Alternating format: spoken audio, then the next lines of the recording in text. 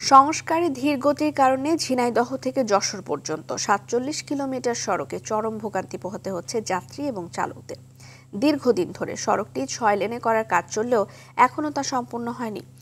ঈদ সামনে রেখে সড়কটিতে দুর্ভোগ বাড়বে বলছেন স্থানীয়রা। ঝিনাইদহ থেকে শিপ্লুজামানের প্রতিবেদন, জানাচ্ছেন আব্দুল হামিদ।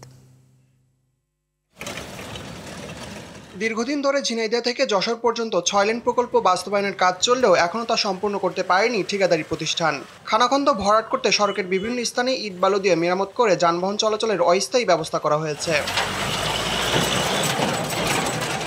সড়কের বেশিরভাগ অংশের সংস্কার না হয় ঝিনাইদহ থেকে মাগুরা, কুষ্টিয়া, মেহেরপুর, উত্তরবঙ্গ ও ঢাকাগামী যানবাহনগুলো ঝুঁকি নিয়ে চলাচল করছে।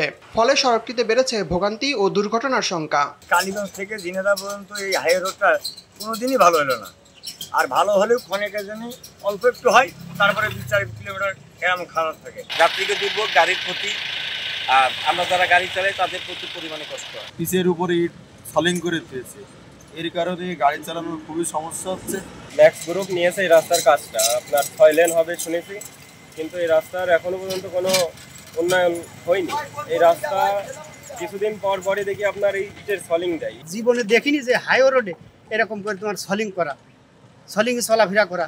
তা আমরা চাই সরকারের কাছে এর একটা সুবিধা চাই। বেনাপোল স্থলবন্দর ও মোংলা সমুদ্র বন্দরের পণ্যবাহী যানবাহন চলাচলের সুবিধার্থে টেকনিক সভায় ২০২০ সালে পাশ হয় ঝিনাইদহ যশোর সড়কের ৬ লেন প্রকল্প।